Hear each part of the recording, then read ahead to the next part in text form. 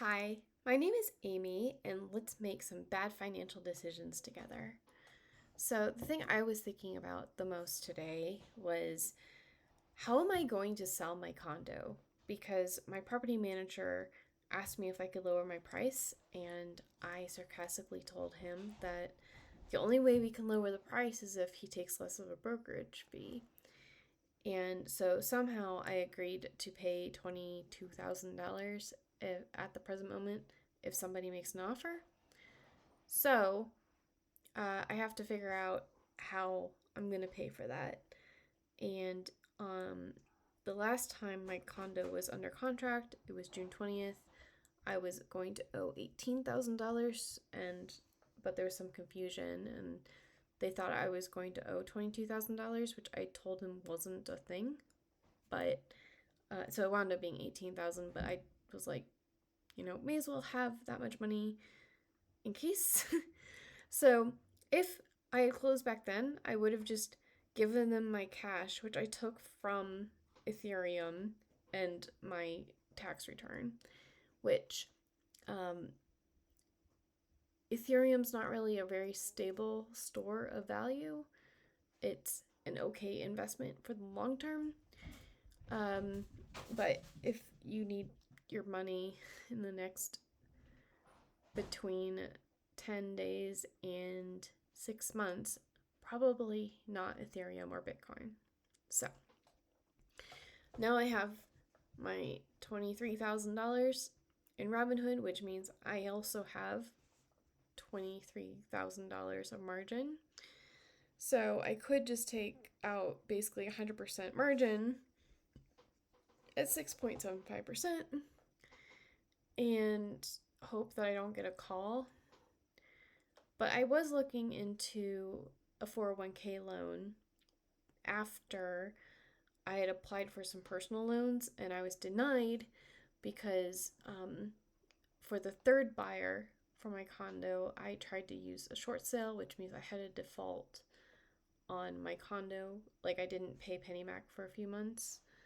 So I'm not really able to get a personal loan at the moment. So I can borrow against myself. So that's what the 401k is. And I checked with my employer's plan, and how it works is I can take $10,000 or up to $10,000, and the amount I borrow as I'm repaying it, that does not earn interest.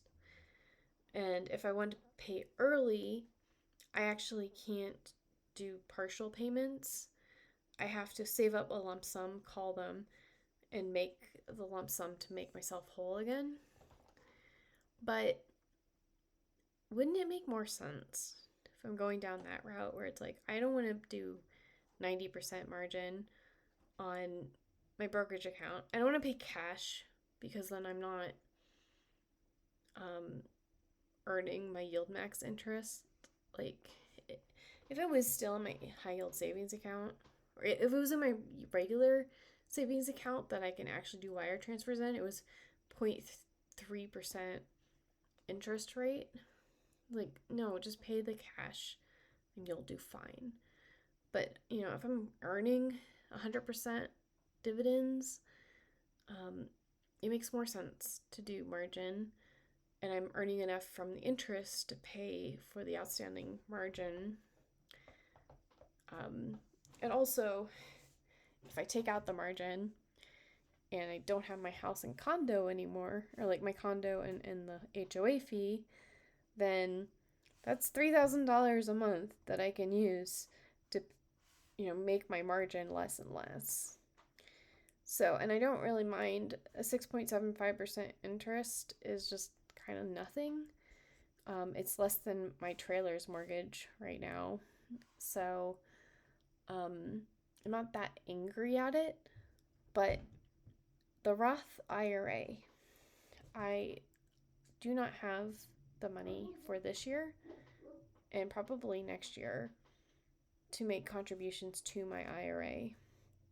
So it's possible, since I've done Roth IRA contributions in the past, to borrow $14,000 from my Roth IRA as a withdrawal and then make my contribution for this year and my contribution for next year in April of next year. And this means that my money will be out of play for a few months in my Roth IRA. However, because it's not a 401k loan, when I pay it back, if I pay it back in increments, then I'm earning interest on what I do pay back. And it's not a loan, so it takes me 3 or 4 years to pay it back, which it won't, but if it does, I can take longer and no one's going to punish me. It's just that I have less, I'm borrowing from my future, so I'll have less retirement funds. If I want to get really particular about it, when I'm done paying myself back the initial interest, I can do some back tests and see how much I lost out in. And just because I'm not maxing out my 401k, I can make extra contributions, one-time contributions to my 401k and just kind of make myself whole. I do think that September is going to be a good time, or I'm curious to see if Robinhood winds up lowering their margin rate because of the rate cuts the Fed are going to do next month, hopefully. So, like, I don't know, if it's like 4%, maybe the move is I just port a portion of my Roth IRA from Vanguard into Robinhood, and I just keep it in bonds, and then I use margin in my brokerage account, and if the whole market tanks, I can then take out the contribution from my Roth IRA and pay myself back afterwards if I get margin called. Like, that's the whole thing. I don't want it to be close enough that I get margin called.